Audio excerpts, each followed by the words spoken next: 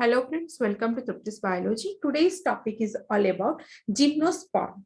Okay, gymnosperm ये जो word है एक टू ग्रीक वर्ड्स है ऐसे जिम्नोस means naked and स्पर्मा means seed means gymnosperm group में जितने भी प्लांट स्पीसीज के एग्जांपल हम देखेंगे उनकी जो ओव्यूल है वो नेकेड रहेगा. ठीक है, आफ्टर फर्टिलाइजेशन भी नेकेड रहेगा, बिफोर फर्टिलाइजेशन भी वो नेकेड रहेगा. ओके, जिम्नोस्पर्म में हर तरह की साइज की स्पीसीज हमें देखने को मिलेगा. Plant species like small size की भी, मीडियम साइज की भी और सबसे टॉलेस्ट प्लांट स्पीसीज भी हमें इसी ग्रुप में ही देखने को मिलेगा, जिसकी एग्जांपल है हमारी रेडवुड ट्री, जिसको सिक्वा बोला जाता है. ठीक है, इसको एकदम से याद रखिए, ये बहुत ही इंपॉर्टेंट थी.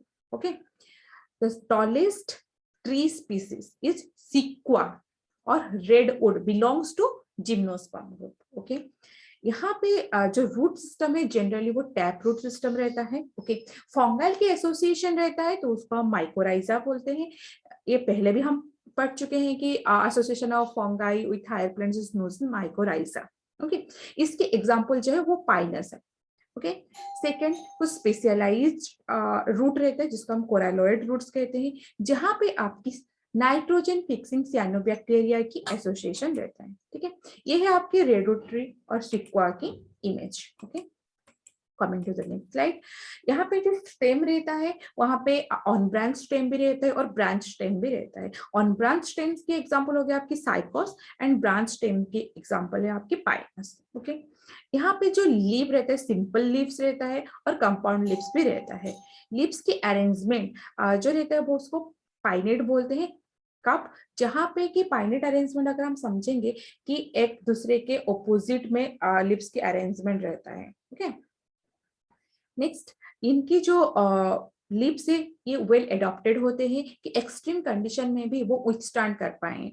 ओके, जैसे कि एक्सट्रीम टेम्परेचर कंडीशन हो गया, ह्यूमिड कंडीशन हो गया, विंड कंडीशन हो गया, इन सब को वो टॉलरेट कर पाए. तो उनमें एडाप्टेशन क्या रहता है, यहाँ की जो जैसे कोनिफर के एग्जाम्पल हम लेंगे तो वहां पे उनकी जो लीव्स है निडल लाइक स्ट्रक्चर रहता है, जिसकी वजह से आपकी सरफेस एरिया कम हो गया.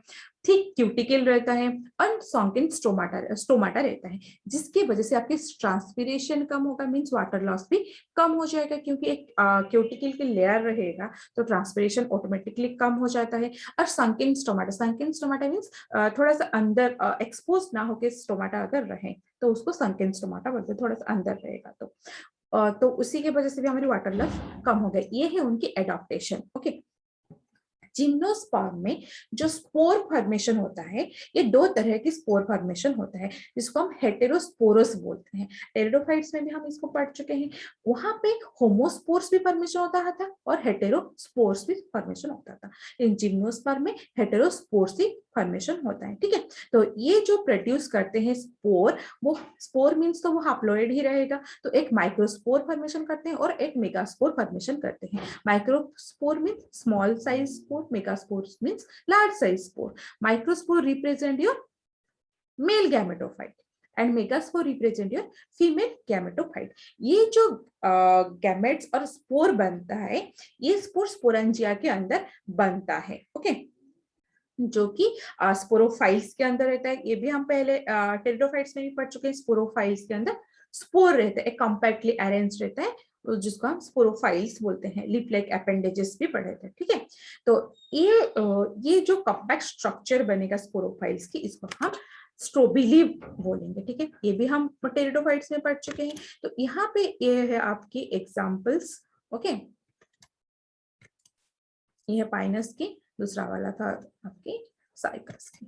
ओके, तो यहाँ पे जो स्ट्रॉबेरी बनता है वो male strawberry and female strawberry बनता है. ठीक है, तो स्ट्रॉबेरी में क्या रहेगा, अगर ये मेल स्ट्रॉबेरी के बारे में हम बात करेंगे तो मेल स्ट्रॉबेरी में आपकी माइक्रोस्पोरोफाइल्स रहेगा. ओके, एंड माइक्रोस्पोरेंजिया के अंदर रहेगा. तो ये माइक्रोस्पोरोफाइल्स एंड माइक्रोस्पोरेंजिया बोथ को हम बोलेंगे माइक्रोस्पोरेंजिएट. ओके, जिस स्ट्रॉबेरी में ये सारा रहेगा उसको हम मेल स्ट्रॉबेरी बोलेंगे. मेल के मतलब तो माइक्रो, ये हम पहले ही पढ़ रहे हैं. ठीक है, ठीक उसी तरह फीमेल स्ट्रोबिली के बारे में बात करेंगे। फीमेल स्ट्रोबिली में क्या क्या रहेगा, वही फीमेल आ गया मीन्स मेगा आएगा, मेगास्पोरोफाइल्स रहेगा एंड वो मेगास्पोरेंजिया के अंदर रहेगा। तो इसको टोटल स्ट्रक्चर का मेगास्पोरेंजिएट बोलेंगे और फीमेल स्ट्रोबिली बोलेंगे। ठीक है, अभी मेल के बारे में बात करते हैं, मेल स्ट्रोबिली के बारे में। वहां पे क्या होता है, माइक्रोस्पोरेंजिया है। ओके, तो माइक्रोस्पोरेंजिया में माइक्रोस्पोर फॉर्मेशन होगा। किस तरीके, किस प्रोसेस में, थ्रू मियोसिस के प्रोसेस में। ओके, तो माइक्रोस्पोरेंजिया के अंदर अभी जो माइक्रोस्पोर बन गया है उसकी डेवलपमेंट होगा और धीरे धीरे वो कन्वर्ट होगा आपकी पोलन ग्रेन को। ओके, फीमेल में अब बात करेंगे। फीमेल ठीक उसी तरह की फीमेल स्ट्रोबिली में माइक्रोस्पोरोफाइल्स रहेगा, वो सॉरी फीमेल में मेगा, फीमेल में रहेगा आपकी मेगास्पोरोफाइल्स एंड मेगास्पोरेंजिया। ओके, उसको हम बोलेंगे मेगास्पोरेंजिएट और फीमेल स्ट्रोबिली।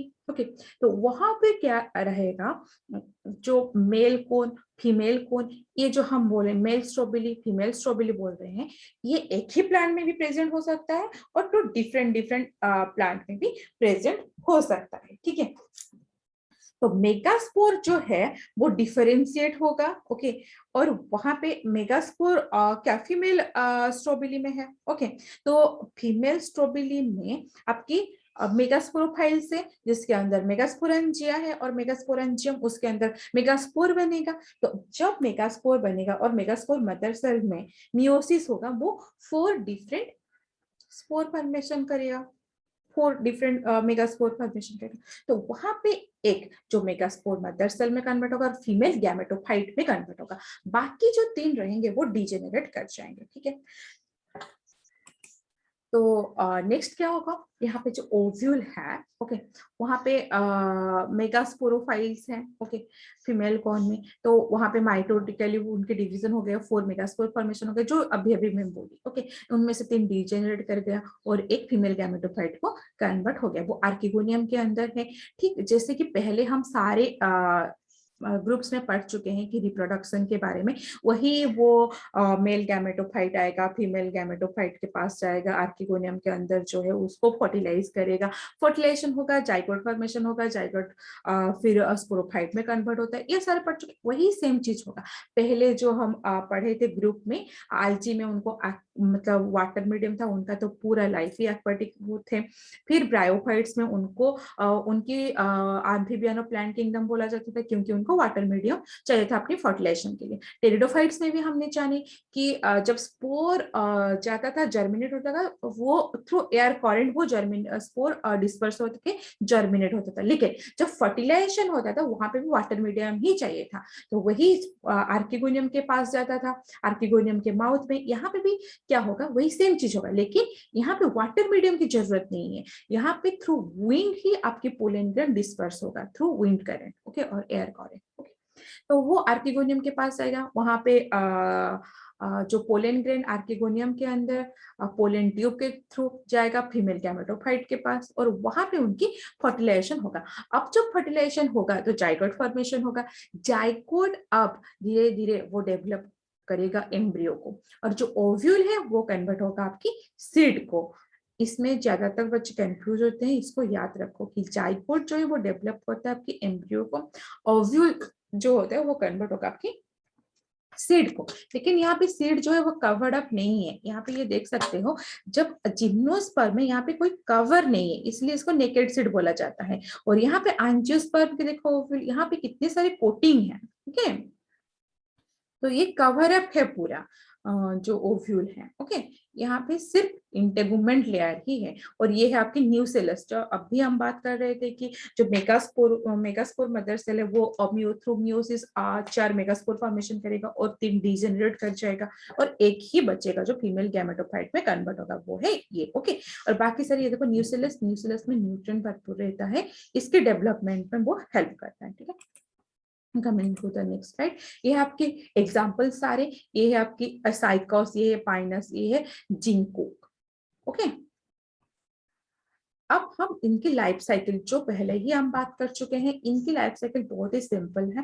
देखो यहाँ पे जो डोमिनेंट फेज है वो स्पोरोफाइटिक फेज ही है, ये हमें पहले से ही पता है। तो यहाँ पे मैं अभी अभी आपको बोली कि एक ही ट्री में मेल स्ट्रॉबेरी भी रह सकता है, फीमेल स्ट्रॉबेरी भी रह सकता है, और डिफरेंट डिफरेंट स्पीसीज में भी, सॉरी डिफरेंट डिफरेंट ट्री में भी ये डिफरेंट डिफरेंट स्ट्रॉबेरी रह सकता है। तो ये अगर फीमेल स्ट्रॉबेरी है और ये मेल स्ट्रॉबेरी है, तो फीमेल स्ट्रॉबेरी में क्या होगा आपकी, आर्किगोनियम है, मेगास्पोर है। तो आर्किगोनियम के अंदर ये जो मेगास्पोर मेगास्पोर में मियोसिस होगा। थ्रू मियोसिस यहाँ पे 4 मेगास्पोर बनेगा मेगास्पोरेंजियम के अंदर। तो ये जो 4 मेगास्पोर बने, इनमें से 3 डिजेनरेट कर जाएगा और एक ही बनेगा जो फीमेल गैमेटोफाइट में कन्वर्ट हो जाएगा। ठीक है, तो डेवलप्स इनटू फीमेल गैमेटोफाइट। अब इसी ठीक उसी तरीके से ये मेल स्ट्रॉबेरी है। मेल स्ट्रॉबेरी में माइक्रोस्पोरेंजियम है। माइक्रोस्पोरेंजियम में उसी तरीके से मियोसिस होगा जैसे यहाँ पे मेगास्पोरेंजियम में मियोसिस हुआ था। तो मियोसिस होने के बाद अब ये स्पोर बन जाएंगे। अब ये जो मेच्योर्ड होंगे ये पोलन ग्रेन को कन्वर्ट होंगे, और ये pollen grain through air current ये आएगा आर्किगोनियम के माउथ में। ओके, माउथ में आएगा तो यहाँ पे पोलन ट्यूब फॉर्मेशन होगा। वही पोलन ट्यूब गाइड करेगा कि आपकी फीमेल गैमेटोफाइट के पास पोलन ग्रेन आ जाए और मेल गैमेटोफाइट आ जाए।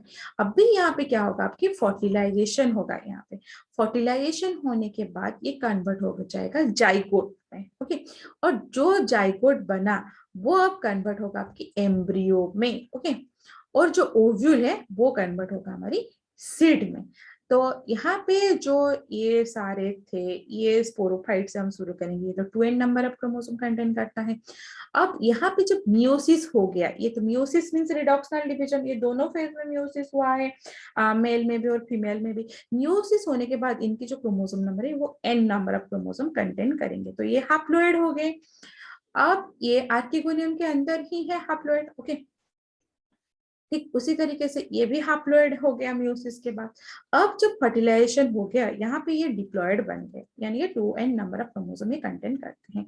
अब ये पूरा consistently 2n number of chromosome carry किए हैं। अब ये सीड जब जर्मिनेट होगा वही डिप्लॉइड और स्पोरोफाइट में का ही जर्मिनेट होगा।